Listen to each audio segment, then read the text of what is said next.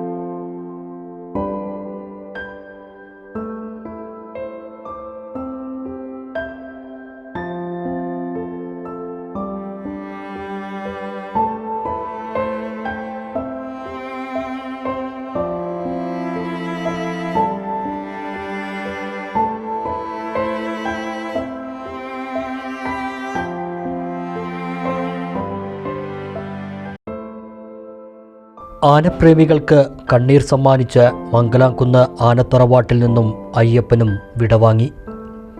വിവിധ ഉത്സവ കമ്മിറ്റിക്കാരും ആനപ്രേമികളും ഉൾപ്പെടെ നിരവധി ആളുകളാണ് അയ്യപ്പനെ അവസാനമായി ഒരു നോക്ക് കാണാൻ മംഗലാംകുന്നിൽ എത്തിയത്.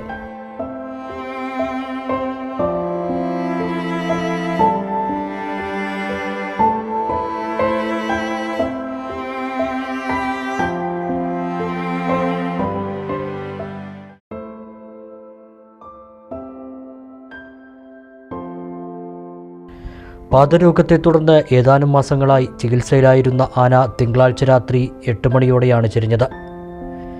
ഈ ഉത്സവ സീസണിൽ എവിടെയും എഴുന്നള്ളിച്ചിരുന്നില്ല. 55 വയസ്സ് പ്രായമുണ്ടായിരുന്ന അയ്യപ്പൻ ലക്ഷണമൊത്ത നാട്ടാനകളിലൊന്നായാണ് അറിയപ്പെട്ടിരുന്നത്. വള്ളുവനാട്ടിലെ ഉത്സവങ്ങളിലെ സ്ഥിരം സാന്നിധ്യമായിരുന്നു.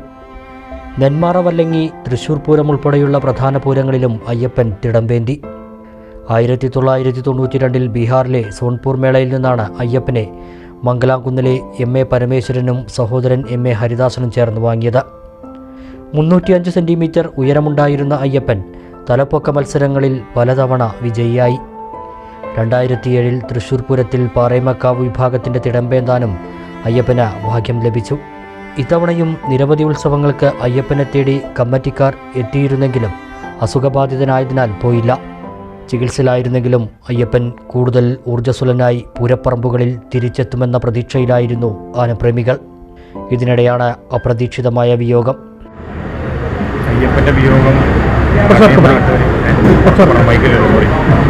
അയ്യപ്പൻ്റെ വിയോഗം നാടിനെയും നാട്ടുകാരെയും എല്ലാവരെയും ദുഃഖത്തിലാഴ്ത്തിയിരിക്കുന്നതാണ്. നമുക്ക് അത്രയും ആനപ്രേമികൾക്കും നാട്ടുകാർക്കും ഒരുപോലെ സങ്കടം എല്ലാവർക്കും ഉണ്ട്. നമുക്ക് ഈ കേരളം ഒട്ടാകെ ഒട്ടുമിക്ക എല്ലാ പൂരങ്ങൾക്കും ചടമ്പ് വഹിക്കുന്ന ആനയായിരുന്നു. ഇത് കുറേ ദിവസമായി അസുഖബാധിതനായിട്ട് കിടപ്പിലായിരുന്നു. തിരിച്ചു വരുന്നുള്ളത് പ്രതീക്ഷയായിരുന്നു. പക്ഷേ എല്ലാവരെയും കണ്ണീരിലാഴ്ത്തിക്കൊണ്ട് അയ്യപ്പൻ വിടവാങ്ങിയിരിക്കുകയാണ്. ഇതിൽ നമ്മൾ പരിയാനപ്പെട്ട വടക്കൻ പൂരത്തിൻ്റെ തടമ്പ് എപ്പോഴും അയ്യപ്പനാണ് വഹിച്ചുകൊണ്ടിരുന്നത്. ഇനി അവിടേക്ക് ഏതാന വന്നിട്ടും അതിന് തോന്നുന്നില്ല. ഇതാണ് നമുക്ക് ഇത്രയും ഭംഗിയുള്ള ഒരു ആന കേരളത്തിൽ വളരെ ദുർലഭമാണ്. ആനയുടെ ആത്മാവിന് നിത്യശാന്തി നേരുന്നു. മംഗലാംകുന്ന് ആനത്തറവാട്ടിലെ മുൻനിര ആനകളായിരുന്ന മംഗലാംകുന്ന് ഗണപതി, മംഗലാംകുന്ന് കർണൻ എന്നിവർക്ക് പിന്നാലെയാണ് അയ്യപ്പനും ഓർമ്മയാകുന്നത്. ജഡം ചൊവ്വാഴ്ച ഉച്ചയോടെ സംസ്കരിക്കുന്നതിനായി വാളയാർ കാട്ടിലേക്ക് കൊണ്ടുപോയി. ഇനി മുകുന്ദൻ, ശരണയ്യപ്പൻ, ഉമാമഹേശ്വരൻ, ഗണേശ് എന്നീ ആനകളാണ് മംഗലാംകുന്ന് ആനത്തറവാട്ടിലുള്ളത്.